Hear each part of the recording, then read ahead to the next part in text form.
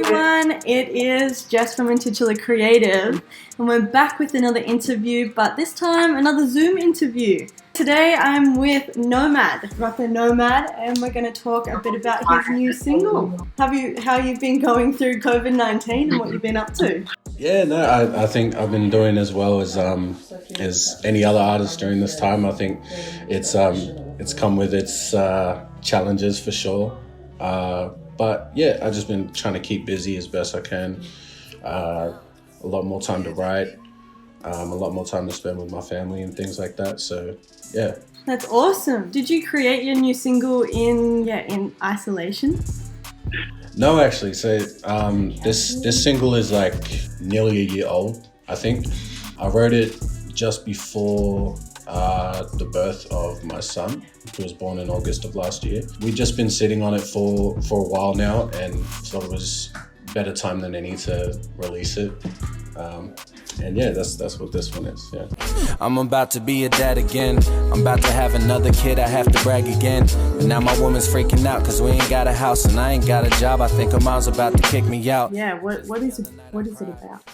So basically it's a conversation between me and my friend Aswan, who is the feature on this song.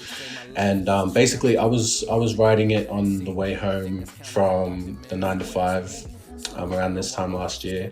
It was just a conversation that I had to get off my chest because of ways I was feeling. Like I was expecting my second child in the space of 2 years. It started off just writing it down as like a spoken word type thing. And then I went to my friend's house, Saya, who's an R&B artist, incredible artist. He played me this beat, and as soon as I heard it, I felt like these words would go perfect for that beat.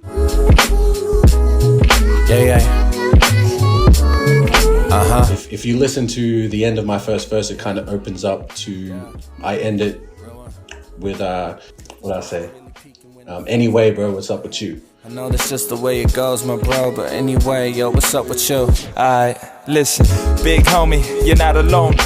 And when we came up with that line, we were like, oh, that's perfect. He's gonna be able to add on to that. Yeah, and then a week later, Saya sends me a new version of the song where he's already written his verse, already recorded it and stuff, and it just turned into this even bigger thing than we thought it would be originally. So everything just kind of fell into place, and it just exactly, yeah. Made sense. I hear that you talk about your family a lot in this song. So tell me about how music and your family life works all together. So I've said it before that the songs that I write are mainly just ways for me to make sense of life as I'm seeing it. I definitely feel like what happens with my family and what happens within my life is definitely a big inspiration for the words that I'm able to come up with and put into my music. So when it comes to hearing about my kids or hearing about how I was raised and things like that, I feel like that's definitely represented in my catalog, even at the moment. And I also feel like that's the most authentic music too. And people can relate to it. I can exactly. relate to this song through COVID, especially juggling, getting all this single ready and then having family life. Is it crazy? Yeah, no, it's definitely crazy. Obviously, because of the restrictions and things, like we had some ideas for a music video that we were playing with, even at in the middle of last year.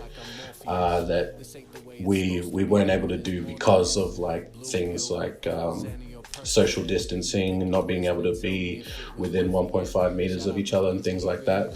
So obviously things had to change, but I feel like we did well to deal with those obstacles as they came. Because you talk a lot about how life does hit those low points, which I think every single person has felt. So how do you bounce back after those points? Yeah, so I feel like this single in particular opens up a good discussion about how men in particular deal with stress and things that are on their minds, in terms of having those conversations with your friends, because it's not talked about a lot, but even if you just break it down to, this is an example of two men who are just catching up and they sort of just vent to each other. A lot of the time, some men feel like they can't even have that discussion with their friends because they're afraid of whatever, like the way that society views men having issues or showing emotion. So I'm pretty grateful that we're able to open up that dialogue, that it is okay to show your emotions even if you are a man. That's awesome, because I feel like, the world needs more of that, being able to really open up, especially the men. Yeah. So how has music changed your life? Music has made it possible for me to be more vocal about the issues that I'm passionate about. The ability to be able to come up with lyrics it's given me the ability to unpack things and make more sense of things. So in turn, I feel like just being able to make music has made me even be able to speak better and be more articulate in speech. At the same time, just being able to absorb other people's art, other people's music helps me to understand things a lot better. So music in itself, in its entirety, is just, I feel like it's a blessing because it helps me to understand the world. Yeah, that's amazing. Yeah, brings more clarity to your life. And do you have any advice for someone who, has a family and is wanting to get into the rap scene and express their life through rap? Do you have any advice for them to start? Yeah. So my advice to that person would be embrace it and take it head on. Because it's a challenge whether you have a family or not, to put yourself out there like that and put yourself in that position. And don't be afraid to stumble. And if your circle is strong enough, they're going to be there to pick you up. 100%. That's awesome. Great advice. And who do you think you would be without music? I don't know. I don't think I'd be as... I think I'd be a bit more antisocial, to be honest. Maybe a little less vocal. Probably wouldn't speak out on as many things. A bit more internal. So like you said before, I definitely think that music has done a lot to help shape me to be who I am today.